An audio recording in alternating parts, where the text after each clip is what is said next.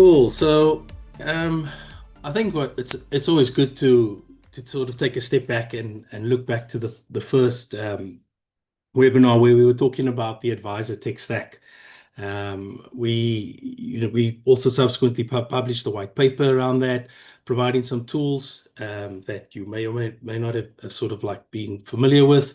But I think that the key thing is that, did it trigger some thoughts in your business or in your practice? Um, were you able to sort of like take a look back and sort of say like, oh, I've been spending quite a bit of budget on these different type of applications. I've got manual processes that have been carrying over as legacy.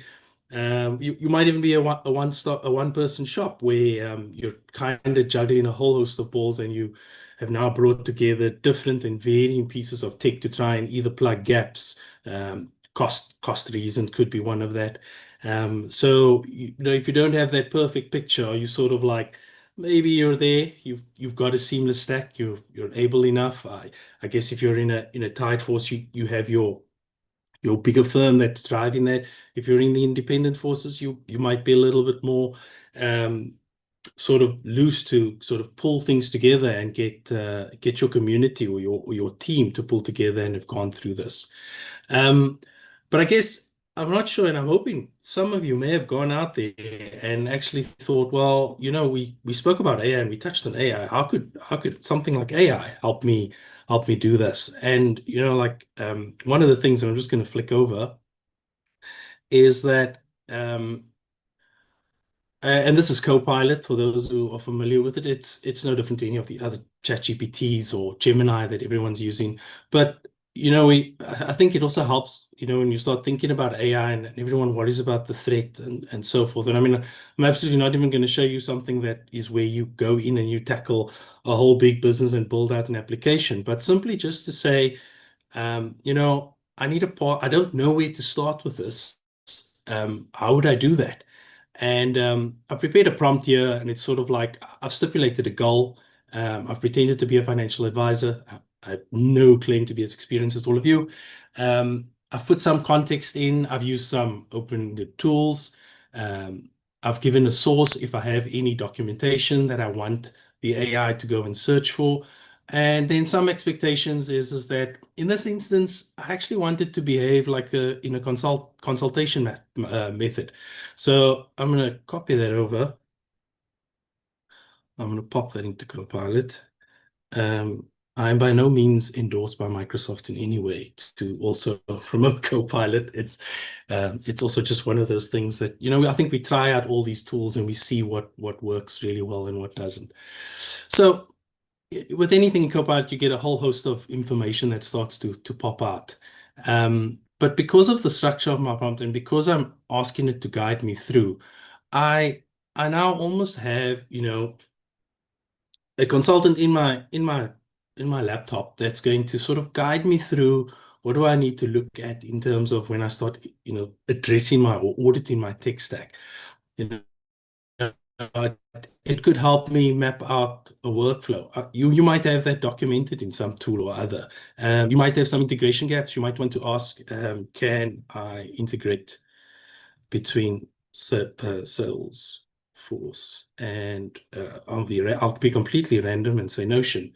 So Notion's sort of a note-taking tool like OneNote. Um, and it tells me that I can, and it's going to give me some sort of methods and ways. And I understand that, I can appreciate that sort of a technical perspective, but I think that's what it comes down to with your tech stack. You're also now able to sort of back and forth between that. And you can see, because this is searching such a massive amount of information, it is going there and it's looking for you, like, what's best practices. And it even points down to certain of those technical links that you can then go in and sort of source that information. But that's when you get into further levels. So I think if you've absolutely gone out there and started auditing your tech stack, if you're fortunate, you've got a big team, you've come together and you've had that.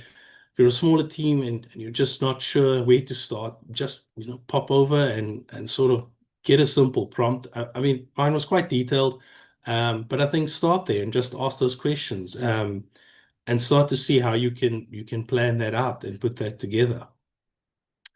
So, I mean, I think in terms of the recap, it's really just like the tech stack and auditing your tech stack. Yes, it is getting more and more important because there are so many technologies out there. There are so many tools that are coming out. AI certainly drives a lot of tools each day. I think if any of you are like me, sometimes it feels overwhelming. But there are also good tools, and I think in that last webinar, I also said, like, sometimes it's good to just pick a lane and just work through that and build through that, because ultimately you don't want that to sway away from your core practice of financial advising. You really want to see how best these tools can enable you. Okay. So I think for those that can remember, there was a time, and I might be speaking to a few of you, I might be speaking to many of you. Everybody remember Metrofile? There were these big, big boxes that was all over offices. You would be signing every single document, needing every single form in a hard copy. Um, Post that, we sort of went to something that was called, well, certainly in my lifetime, was a tool called WriteFax, and you'd employ somebody that stand there and they would scan document after document to document. I remember I spent in my very early years, I spent a bit of time, as much as I was in the admin recon team, we always needed these instances where people had to file information. And I'll be honest, it was a proper weekend exercise, and I think it was about like trying to make fun. But you'd go through these massive client files, and there were so many transactions that sometimes, or so many documents, clients had different products. They would have different policies that were opened, and you'd spend the time. And I mean, there would be a point where you're going through this and you're deciding if Adam ADAM and someone called Adobe, for example, like which one comes first? Because all of a sudden you're now needing to file this in a method that's easy. Or Smith, Smith, and Smith. So does Michael goes first? Does Adam go first? Does John go first? And these were things that people had to do manually. So you can see, and that was time consuming, but there was a massive dependency. It was important data. It was important information, not only for the administrator supporting your business, but also for the advisor, because how would you have any sort of record of advice, any sort of information that's passed, or any key um, detail around that? We've naturally matured. As a human race, we love evolution. We've gotten into instances where DocuSign and all of these tools have sort of come into play. And I think, that's like why KYC has become broader and broader. Before it was like, could someone go and find that file and pull that all out? But I mean, now you really need these things at your fingertips. Yes, there's so many things govern this. Poppy governs how much data, what you can do, what you can't do with data. And these are key things that we need to remember. But KYC stemming into AML, these documents, as much as they are scanned documents, they are also digital capturing now. Forms are digitally loaded. That's part of our business practice where we digitize everything. But at the end of the day, these are records that are pertinent and required by regulations. And it's no sort of getting away with it, but I think it's always key to try and find out how we seamlessly sort of gather that information together. So who is the client, right? And I think this is key. I've mentioned about the regulations, and I've talked about like key fields that are captured. And as a platform provider on our side, we try and cover as much as we can. We set fields out to be mandatory. Can you imagine back then when you were filling out forms? If someone didn't put a little asterisk or a little bold block writing that these fields were key, how many times did that form go back and forth? Or how many times was the form re-signed? I know it seems like a dinosaur age to some that might be newer in this industry, but that was real, and it was high risk. Yes, we haven't necessarily reduced risk around KYC and KYC information, but technology has certainly helped and enabled that. But I'm going to take a little bit of a twist on this, and I'm going to ask and just say, like, who is your client? Like, and I'm just going to flip over. And now there's also a new scary part where AI starts to bring in a whole different aspect of this. Um, And this is a little tool that I came across, and I've taken an image of myself, and I'm not paid for, so I only get like a few seconds of this clip. But can you imagine a world where like that everything else in there is being created, like me lifting my hand there with a few simple prompts? It's very difficult. And then in the digital age where you have companies or businesses that are starting to use biometrics, and I'll stop myself waving there, um, using biometrics to sort of bring about that let's call it that personalized view in terms of supporting KYC. You use facial recognition to unlock your phone if you've got a device that's like that. Um, and these are key pieces, right? So, when you talk about your client and who is your client, you can absolutely knock back all of this information. And that is okay when you're gathering that. But if you're doing a Teams call and I was at the back end and I was putting in prompts and creating a little digital image of myself, and you know what, I'm probably talking in a sense of it wouldn't be me doing that. It might be someone with criminal intent, and they create that. So, how do you know that? And I think a funny way would be is that do you and your client have a safe word? You have like a pineapple or oranges word that it's really your client? And are these things that you need to start considering? Because you certainly might have massive base of clients. But what is there for each and every one of them? Or is there a certain way where you know something? I, I'm going to talk a little bit about like, I've sort of like exhausted like, the regulation requirements, the importance of data. You know, uh, we as a platform, we force mandatory field capturing and we get that through. And, that's sort of on us. We can, from our side, we look at things of like, well, how can we supplement advisors? How can we enable them?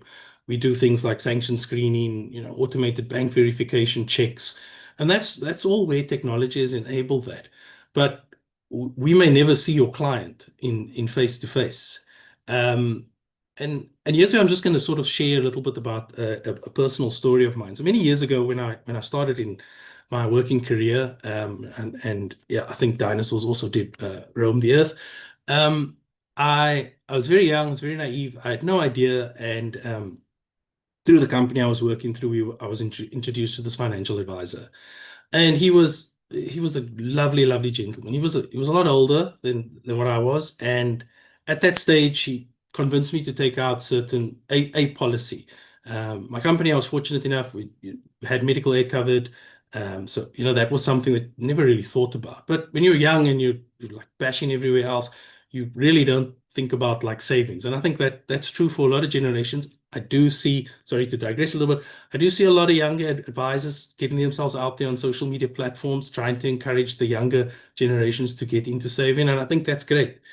Um, but coming back to my story, when my advisor had me sign up all their policies, and I signed up for this, and it sounded all great, presented a couple of numbers. To be honest, some of the numbers I wasn't sure of, and maybe that was on me. I wasn't necessarily educated, or I could sort of flip that and say, should the advisor have maybe educated me a little bit more?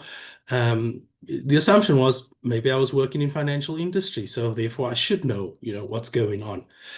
And it was, and I'm sure some of you will figure out this policy, it was an endowment, but fast forward a couple of years, I didn't know that there were sort of restrictions with taking the money out. There were tax implications. This was a lot of things was known to me, but also new to me, because sometimes you work in an industry and you don't always think of yourself as a client and what your journey or what you might be going through. So there came a period in my life when I needed to help out my parents, and I needed some access to funds, and I needed to withdraw this money. And at the stage, the advisor simply just executed. There was no reasoning or question, like sort of like, what are you doing? What's the status? What's your situation? And it was a started process. And then I don't even think I got to if I recall correctly, I didn't get to the end of the process. The advisor was retiring, and he was sort of moving on. So when I phoned him, and this process was sort of like it was meant to be continued, and it was well, picked up by somebody else, according to the advisor. And I felt lost. I felt lost because I had money that I was waiting on. I needed this money for my folks. And I really had no sort of way like how to get this. Eventually, I figured things out. I called the provider and I managed to sort that out. But it left me with a bit of a bitter taste in my mouth because how could I then trust advisors? And I think for a few years after that, I never opened up any other policies or anything else or any other investments. And yeah, sure, maybe I went to a bank and had a bit of a savings account and tried to build up a kitty, in that instance. Or if you're working in an industry, you wait for your bonus. And if you're really clever, you save it. If you're not, you go buy a fancy car or something like that. Um, but my advisor had a lot of information. He didn't know who I was. He loosely knew my story. But what was also key for me is that I felt a sense of trust with him at some stage. I didn't know he was retiring. I had nobody that would help me take over. Nobody that would sort of guide me or maybe step in and say, like, hang on, Michael, is this the right thing you should be doing? What is your situation? Tell me a bit more. And maybe that was a time and an era when it was like that. Maybe some of you have built your careers on building that stronger trust.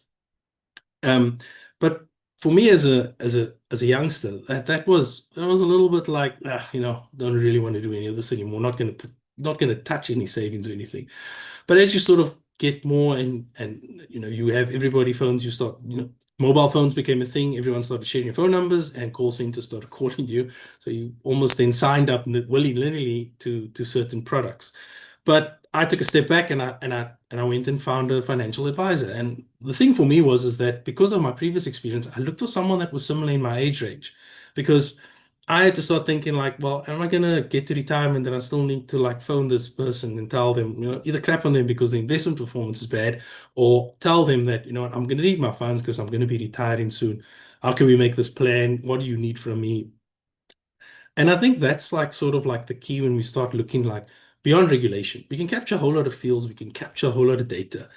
We can put all of these pieces of data together in some way or other, but there's a personal element that comes up more and more. So, using a weird example like today, like you have clients that go through, if we come back to the sort of compliance thing. I mean, is a Instagram influencer a pip? Or are they a person because they are a person of influence? I mean, the name says it all. But do you need to mark that? How do you get to that market? It's a whole different shift of work where people are not also almost dependent on salaries, but what they are getting and what they're doing is very different. And this forces us as platform providers to think about this, start expanding a whole host of fields and so forth, or do we would naturally engage with the regulators. Advisory bodies would go, financial advisory bodies would go in, they would engage, they would be challenged by these things. They need to release certain pieces of legislation that tries to give guidance and provide standards that can open this up. And I think the key is that almost like as much as there is the capturing of data, sometimes knowing your client goes a little bit beyond just those fields and setting that up and selling the product. I think today, more so than ever, if we look about if we go back in time, I won't go too far back. In 2008, there was the property market crash, and that rocked a lot of people, young advisors. There was the birth of Bitcoin. Bitcoin is still around. There are so many tokenized coins that are out there. Future generations and even generations in my age, we look at these alternatives and we start to say, well, can I trust the other system? Can I trust the financial system? And yes, it's heavily regulated and there's massive guardrails, but there are these other elements that are sort of coming out there. And sometimes it's about like, if your client's asking you like, oh, tell me about blockchain, maybe, keep that sort of information and notes on hand. Besides them just being buzzwords that are out there sometimes because they're really there. They're really out there. Um, I think that sort of like speaks to where we look at when you're looking and engaging with the client, life happens and financial advising, if you think about it, like I have friends that we don't really always talk about our finances, but an individual is going to come to you, they're gonna tell you what their salary is, they can tell you what their debt is, they're going to tell you what assets they own. They're actually, they're building that layers of trust with you, and because money is always very scary for people to talk about, or maybe there's a bit of fear of sharing that information. But as financial advisors, you're out there and you're almost playing this role. And by no means this is not to put the world on your shoulders, because I can understand regulation and compliance, but sometimes it's about finding those ways and just finding little sensitive points that might be important to the client. It doesn't necessarily mean you have to give them um, psychological advice or give them marriage counseling or the like. But I think it's about, like, if they're prepared to share with you, it's just to try and make sure that there's anything that's sort of related to their finances, is you've thought about that, because maybe someone's got their partner is ill, and that can be very traumatizing for somebody. It might be life-threatening. How do they know? They've got two kids, they've got to look after. What do they know? In some instances, your role and your peace of mind in just in saying, like, you don't want the worst to happen, but if it should, you are protected, your kids are protected. And then these become very important conversations. Sometimes it's very complicated to explain all of that um, to a client. That's where sometimes AI, and I find myself doing this as well. You can take something as a concept. It might be very, very easy for you to understand, but how would I explain this to someone as if they were a 12-year-old? I'm not saying your client's a 12-year-old, but when you break things down, especially in the financial services, to someone that doesn't understand that, it becomes easier, and you find those connecting points that help build those relationships. And there's sort of like, then there's the other element, right? Is that you're also human. You're also a person. You have your life as an advisor, and you also have a period where you're going to age, and you also want to retire, maybe to a houseboat, maybe to a campsite, or maybe you just want to spend a lot of time with your grandkids as you get to a certain age. And I think that's also like a key element. As much as you've got technology that will hold everything, pass everything, how do you ensure that that legacy that you're building for your client is also a legacy piece that you're building for yourself? Because we can go through recurring sanction screening checks, we can go through recurring FICA checks when a withdrawal happens. That's all systematic. That's all things that are applied by applications and technology, and those things enable us. But it's also good to, as much as there is the tech stack element, there's the human element. And I think more and more it's becoming important. I think a lot of people, I think AI is going to take over. AI is going to go and advise my clients. Yeah, your clients are going to, they're definitely plugging in there. Tell me about this, top 40 fund, and why is my advisor not doing that? So you have new elements of engagement that your client's going to have. But these are generally rough seas that I'm sure any of you will be able to conquer. I think it's about, like, ensuring that you've started with your tech stack, you know your client, you have your data on your client, but also, like, building that trust and building that pieces with your client. Sometimes I know legally there's the annual check-in. You need to sort of have a sign off of documentation, keeping that in. Um, but also, I think you've got to look at your tech stack in terms of, like, if you're spending a lot of time doing administration, like, how do you get your tech stack better to support you and reduce your administration overhead so that you can have these engaged conversations with your client? Um, and I think that's really, for me, it's something that I appreciate today with my financial advisor, and I'm sure many others would appreciate as well.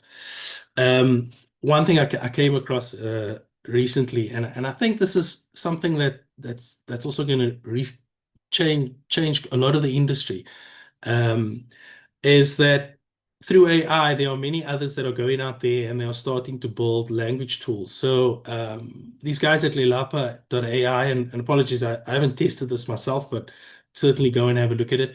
They're building language models for, well, not the general language models, like real language, like isiSotho, isiZulu. So local to South Africa, and trying to bring in a bit of vernacular, I think, when someone spoke to me about this. But these are things that help to break certain grounds in across a nation as diverse as ours. And I think if you've never sort of thought about, like, well, my client base is restricted to ABC, and sometimes, like, it's just little things like this that'll teach you. Yes, Google Translate is there, but this is being built by guys locally. Again, I'm not endorsing this or paid for it anyway. But This is things that is out there that people are saying like, well, AI is going to advance certain things, and this is going to the tools like this will break grounds.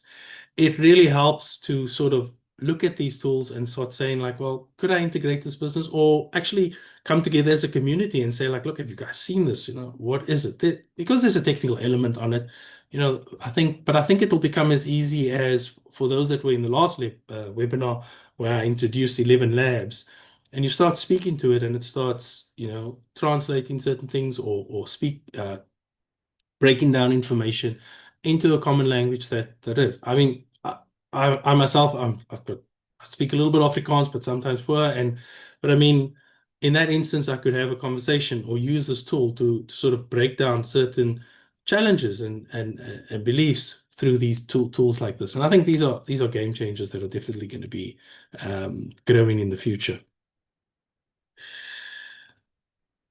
Okay, so. you know, with the client and in sense of like, like how do I attack all these things? Like, yes, maybe I've got a safe word with my client to make sure that they're real to begin with. Um, like, oh, but Michael, how much data can I actually share? How much data can I put into certain things? So I think like note takers, for those who love writing, you might be building a sort of plethora of notebooks where you're documenting and detailing each client and you've got a really good filing system. But for many, sometimes note taking is that starting your engagement with the client and saying like, would you mind if I record this? And not necessarily using an AI recorder, but just simply using a voice recorder or dictaphone and playing that back and start making your notes and start building your notes. And yes, maybe that transpires into tools like Notion or OneNote or Evernote. A lot of these technologies, some are building, and I know they can be expensive, but some of them are building digital notepads where you write down on it with a digital pen, and that can go straight to a file and be saved. But I think it becomes key because it's really all parts of building the client's story because you never underestimate the part that you play in a client's journey. I think sometimes we undervalue a role or piece that we might play in someone's life. No matter what. There's that old saying is that people always remember how you made them feel. And sometimes trust is difficult. It's generally built over time. Data is data. You can record data. You can have complete and good quality data. And that's generally taken care of by systems, mandatory fields, and the like. And those are the things we do. But sometimes it's also about building a file. I know that sounds impersonal, but a record of your client and just your engagement and certain things. Like, I must be honest. I absolutely hate happy birthday SMSs. It feels impersonal. I'd rather not have anything. I'm not saying you must go out and phone all your clients for their birthday. Please don't do that. But I mean, I'd rather have an opt out of that than actually just get this weird message that's encrypted and stuff like that. And again, that's a personal choice. But I think, maybe there's also an instance where you need to start saying like, well, okay, how do my clients want to be engaged? How do I do this? What would I do? So if I flick over, I started putting a few things together. So um, I've spoken a bit about like, you gathering client information, and yes, you might have a really good tool. You might have a financial planner where you start doing risks on your clients. You do your risk profiling, you do some of the goal setting and some of the um, ambitions, and maybe you've got some one or two fields that allows you to capture that. But sometimes it's also as simple as like, do you go back and do you pull that information and you put it into somewhere that your tool might provide that and it might give you that option. But I, I was thinking like, well, what about like a simple survey, where I send out to my clients and obviously considering Poppy, I maybe just put a first name and an email address. I mean, this is not really different to clients subscribing to news sites or newsletters and so forth. But simple questions, and I'll be honest, I put this through and I actually asked AI to guide me because I didn't really feel like, and you'll see I made it very, very simple. But maybe I want to start in my practice, start gathering information because there's lots of power in data. And sometimes your data might sit across various platforms. Again, we come back to the tech stack. How integrated is it? How could you pull it? How could you put it all together?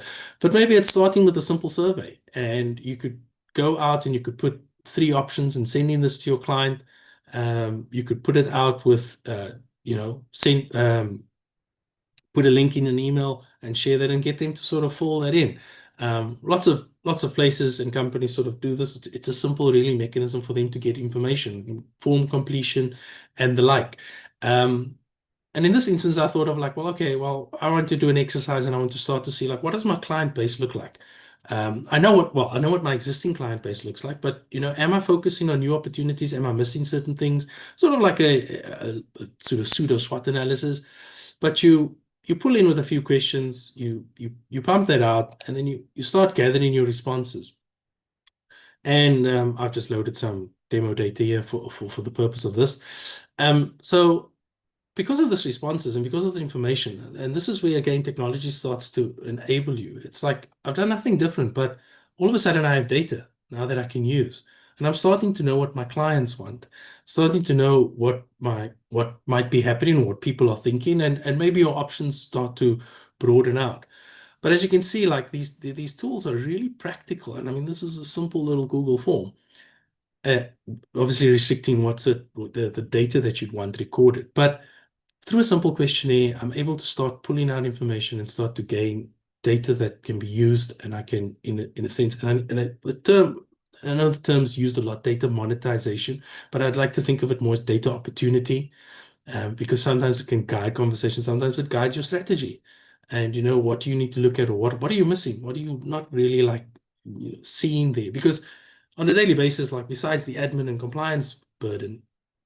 And like if you haven't gone and used Notebook LM or Copilot Notebook to just keep on hand your little reference guide that you want to build for Phase and Poppy and things like that, it's still very worthwhile doing that. But I've also now got like a whole lot of, let's call it data that's text, unstructured. And I'm now, I can sort of like summarize these responses and I can put that in. And this is really through a simple form. So I can start again like I started at the beginning where I'm engaging with AI to also to help me and guide me through my tech stack audit, or where do I start? And then sometimes it's also about data and like pulling data and doing a random questionnaire where you do a survey and you get out. And I mean, these questions can be based on anything. The guide, and because it's natural language, really is useful. It's really straightforward. Um, I mean, it's really just as simple as I want.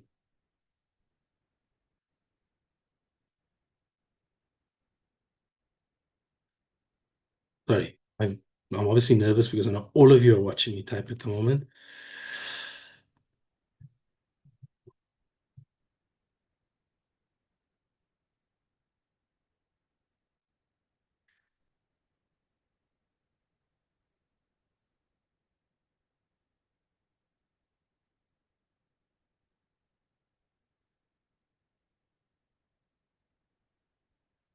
So, one thing I can recommend for anyone that's out there, go and Google or get a YouTube video on effective prompting. Um, Microsoft Copilot has an agent that's a prompt coach. I think while that's done in well, yeah. So this is simply just, I mean, I haven't put fields of like I want to capture name or anything like that. But I mean, I might not even need that. I'm really just doing an analysis. I'm pushing things out there. I want to get some new information. And I haven't even said anything about diversification, high potential, market exposure. And then this allows me then to get that information back. Oh, actually, no, I don't want to replace this other form. Sorry. That allows me then to have and start building more data. So it's more than just those KYC fields. I'm building information and I'm using my clients. Clients are giving me, they've got different friends that they speak to in the industry. So you're building information with like raw on the ground feedback. And I mean, if you want to get a bit more complex, you can link this out. There's a recent AI tool that I've sort of like looked at. Um, if your business is really sort of get into to AI, and I mean, again, this is simple. So I mean, that form for me was created here. It was giving me my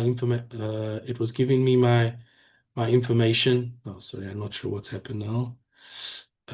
Responses. Oh, sorry, summary. It was giving me my information.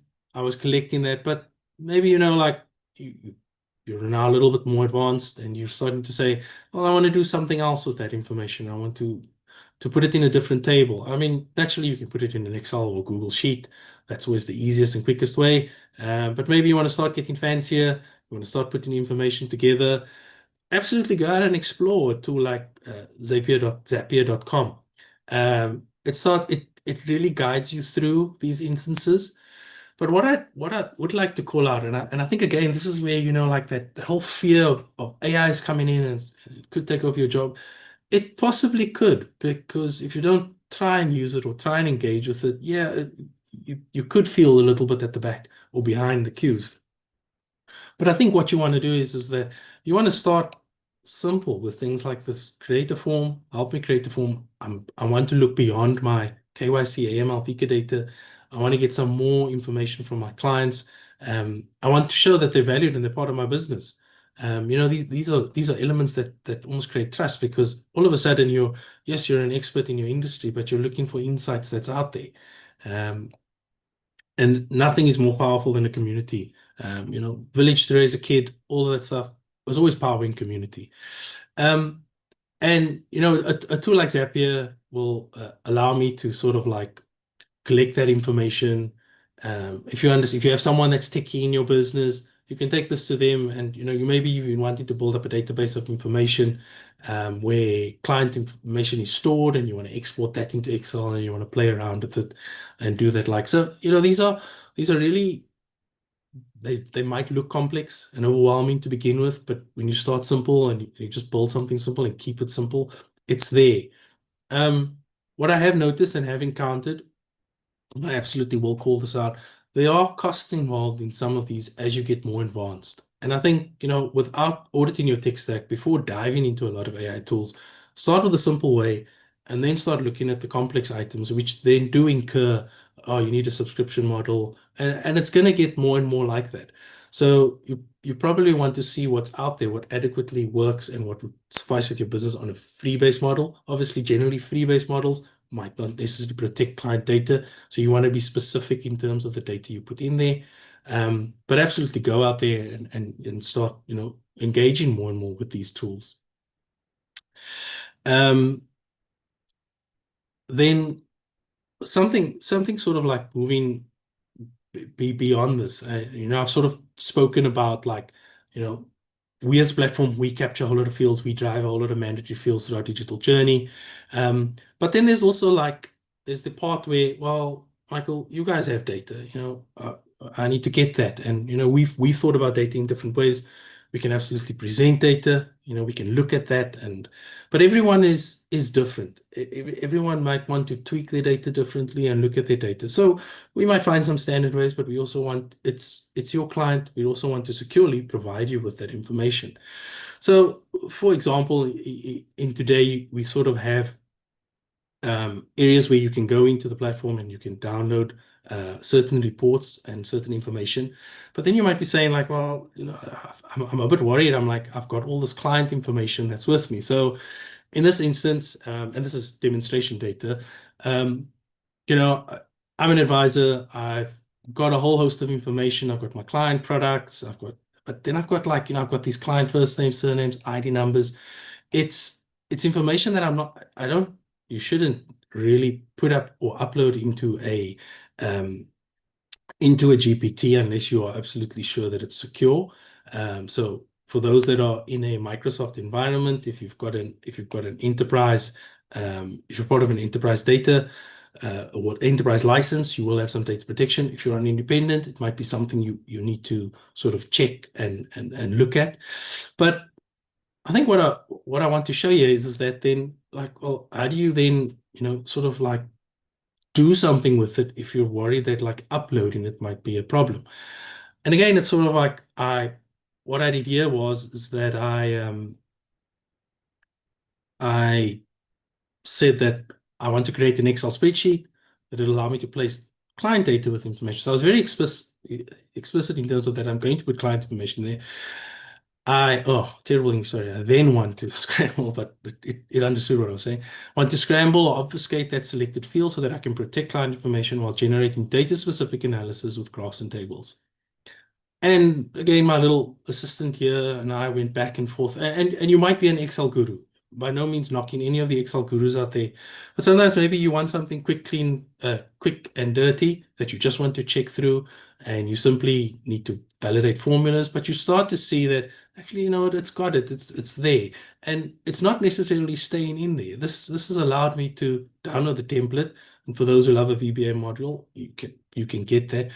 But through this, I've now created a tool that will help me not only show data and present data differently based on what I would like to see, but I've also protected it in some form or other. So when I had the tool, and this is, I mean, this is really quite cool because let me just zoom in. So the tool created a set of instructions. I'm so sure many of you have been in a company and you've seen someone with a README or an instruction page. So as you can say, if you're worried AI is coming here to take over, well, it's already in and everywhere else where you look already. But someone would have an instruction page or anything. Sometimes it would be colored. Everyone always chooses yellow because it's like the first palette color there. But the tool is sort of say to you, okay, well, you need some rules. You need to follow this these set of instructions. It even tells you to share only the obfuscated dashboard or obfuscated data and dashboard. And then there was a configuration element where I wanted to look at certain emails or these are names, and this is all test data that I've put out from the tool. And then again, here's my raw data presented where I have client's name, ID, some emails, some phone numbers, and you know, in this instance, I've got invested assets and invested and income. Well, that's data that I've really got to be secure with, and I've got to be, you know, I've got to make sure that I protect that. And then through this scrambling, which I didn't even do, it's essentially gone in and put in a different name, put in those because my goal is not here for an individual, but I want to almost look at everything holistically for my client book and my client data. So you might have instances where you're at different service providers. You want to pull this information together. And more times than any, we bring it back into Excel. Everyone provides either CSV. So maybe there's some structuring or some rules that you need to set up. But essentially, like from that, I've then allowed AI to present my information in different ways. And I can then, if you've got a Copilot assistant in your tool, or if you're using Google Sheets, you'll have Gemini. I can now query that information and I can ask it to be presented in a different way. So now I know where my clients are invested across, for those that have corporate and institutional clients, but I also have a relation between their income and assets. And I think here, you know, sort of like again, this start a discussion around what is your strategy and what do you look at when you're a business owner or whether you're part of a business, is your client base always the same sort of age group? What does your client age group look like? And do you know those clients across there? And like in this instance, I've got a whole host of people that sit in that 30 and 45 age range. So to this set of clients, I want to start talking about like retirement. Do they have a plan? Do I know that they have a plan? You know, how does this start helping me prepare? Because it sometimes goes beyond just the what's my performance of my investments. Yes, absolutely, that might be useful for some client. It might be primary for most clients. But when you start to bring some other elements of data, it can change the discussions. And the client has also noticed that you're looking just beyond what is there today. And some of you might be presenting this already. And maybe it's a case of like, well, I present this 10-page document to my client. How do you get a summary of that? You know, like do you put it in AI? You know, you remove some of the information, their personal information, put it into AI, get a summary. So use that assistant engagement piece and let it help you sort of build and change the dimension of many of these elements. And I mean this was really like took me 20 minutes, validate some of the formulas and go through that. But even if not, you'll start to see the information here. If it looks, for those of you that, you really know your business, you'll see like, well, actually, no, I don't have that much in retails. And then you go back and forth. Maybe something's being presented from your service provider. So it's a different discussion with your service provider and say, how do you categorize this? Because there's a lot of power in data beyond just capturing all that client data. When there's transactional and financial information, it can be a whole different element to that engagement. And then you start identifying themes. You get certain client references, and absolutely, you started out with the risk profiling. But I think when we go back to, over time, you might have high net worth clients that you frequently engage, and that might be right. They might have large assets that move, that's impacted bigger than others. You might have some clients that are simply just invested in unit trust. So, you want to put them at ease in terms of like presenting to them, you can present fund performance, but maybe something's also changed in their life. Do they have a funeral policy? Do they have, they might have medical aid, things of war, things at work are shaky. They might be going through retrenchments, or I might be up for a promotion. Any of those instances impact someone in some way or other. And most times there can be a financial element that needs to be considered. And that's where financial advisors will still play a massive important role. I think it feels almost like it's becoming a buzzword everywhere at the moment, is the financial coach.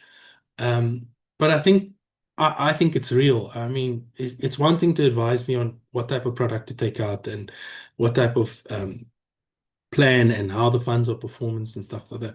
But it's just the narrative in terms of how that comes across, and asking like, do you have kids? Do you need to consider certain things? And these might be things that you do today. But if you haven't touched base with the client besides just the annual check-in depending on at the level, sometimes a parent passes away, and that could impact somebody. They might say, I want to do a withdrawal, or, my situation where I needed some access to funds, and I didn't understand some of the financial impacts around that.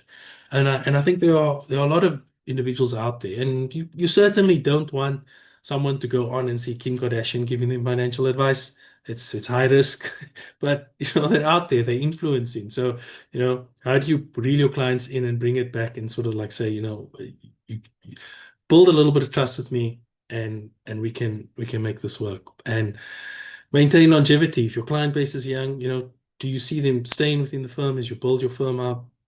Do you see them carrying on? Do you have at a point where there's maybe an element of handover? What do you have? Do you introduce in a three-way? Whereas, I personally was kind of left in the lurch and had to figure myself out. So some of this again, it speaks to the tone of where maybe throw out an assessment. We spoke a little bit in the first webinar around, using social media to post to your clients and what they want. Some want generic messaging, and this goes beyond again just the, my living annuity is coming up for renewal. I need to select a new percentage. It goes beyond that. It's really just about like, is this of interest? Do you want some more news about? I used Bitcoin earlier. Do you want some more news about tariffs? Do you want to use AI to create a simple illustration of the impacts of tariffs? And to some clients that might be like, oh, my advisors sent me this thing, and it's like, it really explains tariffs to me. People get around a Brian, someone's standing there and they're looking lost because like to them tariffs might not matter. But it impacts everybody in some way. So, it's big topics, versus, Trump's hairpiece, which might be funny, but how do you, give them those elements and things that shows that you're always looking and considering broader aspects, but also bringing it back to how tech can enable you to use that. Yeah, these are a couple. I've spoken a lot about like using a Google form. You can certainly explore. I think these tools are becoming more and more integrated. They are offering integrated options. They certainly want to connect across different platforms, and I think everybody wants them to. But there are cost elements in this. I think these are things to keep a close eye on. If you've got them in your practice today, try to understand what that costing can entail, because you certainly wouldn't want to embed a feature or a piece of technology in your business today that's free or maybe running at $20 a month, and all of a sudden, OpenAI, as an example, decides that no, everybody needs to, if you want that, you need to pay $50 a month. And that's unknowns, but I think it's good to keep tabs on it. And again, speaks back to the tech stack and just sort of like, if you're introducing new tools, what does it come with? What does it do? And again, go back to your assistant and start asking, like what could this look like? Could we do a cost analysis? And I challenge you. In most instances, the machine's probably trying to convince you otherwise. But you can tell it it's wrong. I've definitely seen that when you tell it it's wrong. So, sort of in conclusion, where I think I dived into sort of that KYC piece where platforms are becoming more and more sort of, I think, trying to lift that heavy load of mandatory data, making sure that there's compliance with POPIA, compliance with AML and FICA, and keeping that data secure. I think those are key informations, doing sanction screenings, running these automated processes at the back. I mean, we as a platform, we certainly look at that and we try to take a little bit of that heavy lifting off. But there are certainly aspects within your business where you need to start looking at like how much information am I carrying? How do I make sure that this information is secure for one? How do I know that my platforms are integrated? If for example, you're using a situation where your paraplanner and your trading platforms are not quite integrated and you need to either copy a file or send a file off an email, those are questions you need to sort of like, ask yourself, like, how can I make this better? Or, like, okay, I'm used to it. I'm comfortable with it. I'll just keep going. And sometimes that's okay. But give it some consideration. And then I think going beyond that whole KYC piece and, understanding your client. Yes, we're creating a whole host of data, but I think the continuous evolution of the financial coach is going to happen. We as a platform provider, we certainly want to be able to support that. I think lots of service providers in terms of other tools are going to be popping up everywhere and anywhere. But if you kind of haven't like done some sort of review of your tech stack in any way. And I think that's if you're working for a big organization and they're using that, maybe challenge these questions. These are good questions to challenge with and start to see, because sometimes that sparks a whole different discussion and a new consideration. Um, and yeah, I think at the bottom of it all, it should be about leveraging off these technology tools. It shouldn't be you shouldn't be asking what's the best tool for my business. It's more about what problems am I trying to solve? Where do I have challenges? And just sitting, starting to break that down, help you build yourself a little bit of a strategy, and then start to see then, okay, well, what tools can do this? And then, do you have tools already that can do so many things? You're actually just doing small parts of it. You're using small functions and features because it's solved for a gap 3, 4 years ago. I'm certain when COVID hit, lots of people introduced, I mean, we introduced Teams and the like, but like what else does Teams do? If I had a extended license, could Teams record and give me some AI analysis? So, those things are there. Or, do you do a Zoom call? What does Zoom have? And generally these followed a paid subscription method, but worth investigating, because again, if you're having an online call with your client and you need that recorded and everything noted and minuted, I mean that's really out there, and it's absolutely useful to your business. I mean, I think sometimes we any of us walk away from a meeting in any industry, and we've scribbled a couple of notes down. Some might be very diligent, and you go back and you hit the action points and you put in play what needs to be done.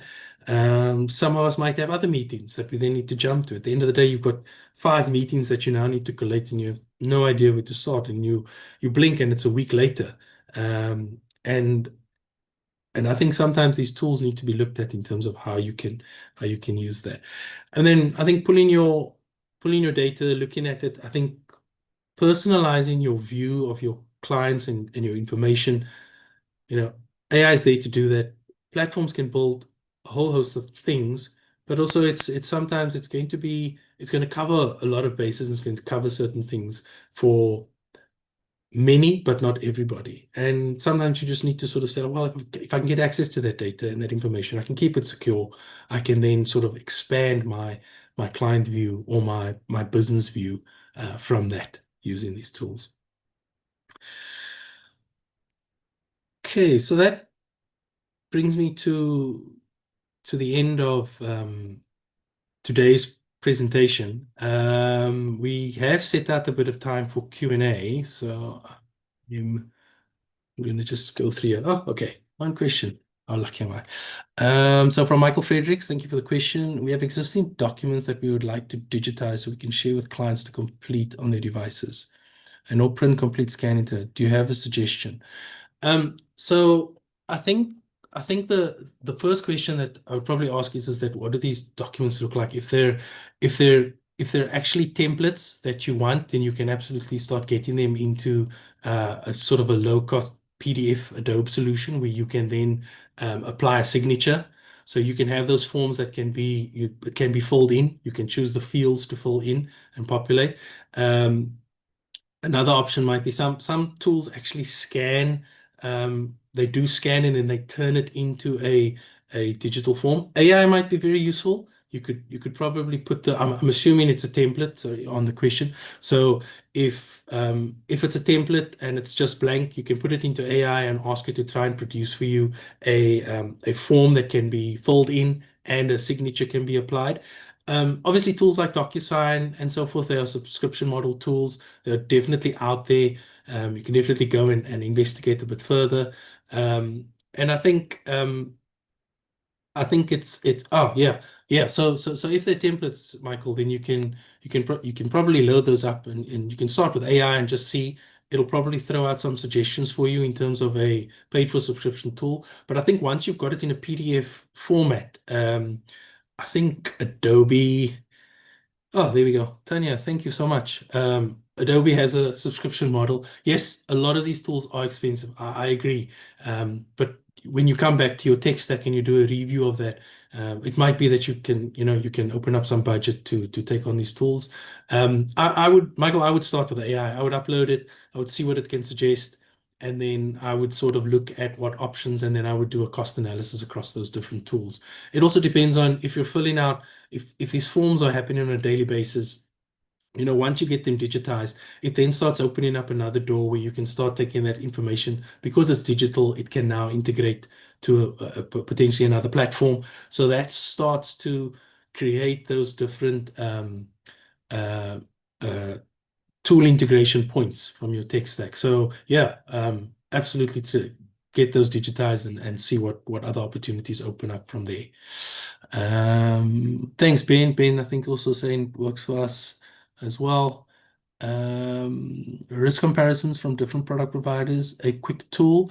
Oh, there was a tool presented for those who watch Francois du Toit's weekly shows. He recently had a technology session, and there was a tool presented. I don't know the cost. I don't know the name offhand. I'll try and find it, and we can pop that back in the follow-up email for this. So sorry about that, Philip. I don't know anything offhand. Alternatively, again, you could use AI. It'll certainly help and go and search there. You could probably choose the providers, but in most instances, the AI is going to look at whatever's public information that it can gather and pull together.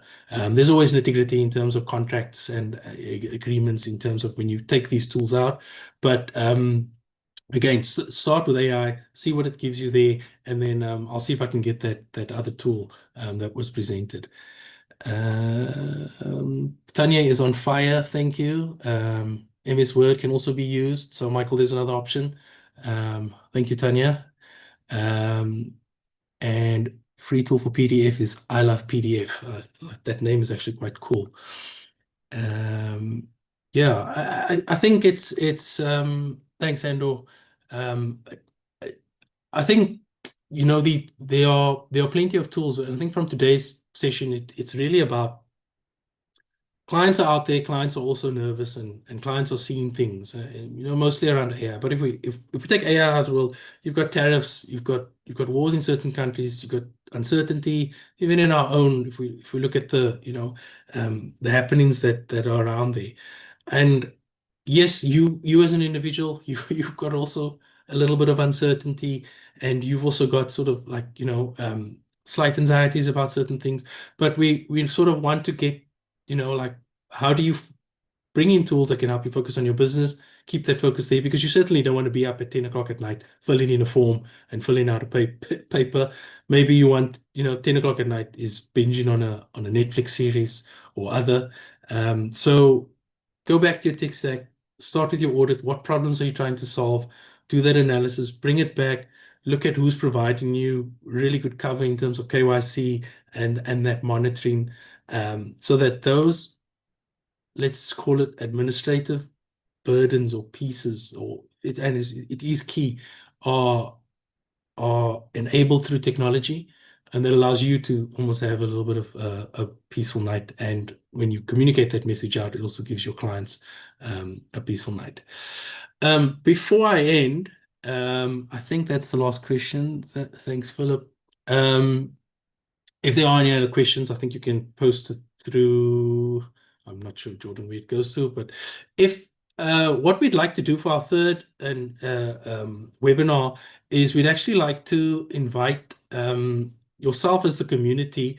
If you can send us, if you'd be happy to come onto the webinar and be part of a discussion, and maybe just talk through some of your journey of how you've gone through a tech stack audit, how you envision your knowing your client. What are some of your fears? What are some of the things that's really great for you and really working out there? And yeah, we'd certainly love to explore that in our next webinar that's happened.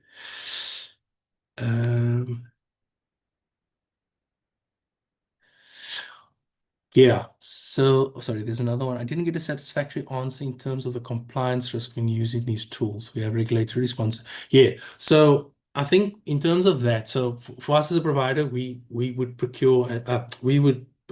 and secure that data. For some of the other tools, like with the AI that I presented, I used Excel to obfuscate that information and therefore mask it. So I wasn't sharing any of my client public information. I think when you're uploading any tools, generally with any tools, and that goes beyond AI, it's about, if you've got subscription model, generally these providers would give you a sense that information is secure, or that they are encrypting that information. It's the same like when you think about WhatsApp messaging. WhatsApp messaging offers encrypted messaging service. So if anyone were to hack into it, they wouldn't be able to see it. So I think it's really going back down to some of those T's and C's within the tools, and understanding what the tools are prepared, or the tools have in terms of protection. And that goes again beyond any sort of AI. In case of a leak, anonymous, I mean, I think they are continuously hackers. I think cybersecurity and firewall protection and these guys, they probably have more headaches than anybody else these days. And I think they have a responsibility to try and build more and more protective layers.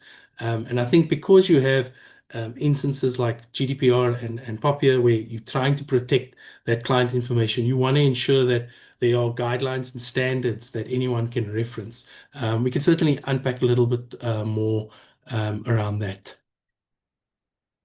So I hope I've kind of answered anonymous, but if not, please feel free to ping us, and we can definitely look through a bit more of that. Okay. Cool. So I think if there are no more questions, thank you very much for attending today's session. As I said, if anyone would be keen, so just reach out to us, and yeah, we'd love to maybe have one or two of you as part of the webinar, and have sort of like a open panel discussion just to hear some of your experiences.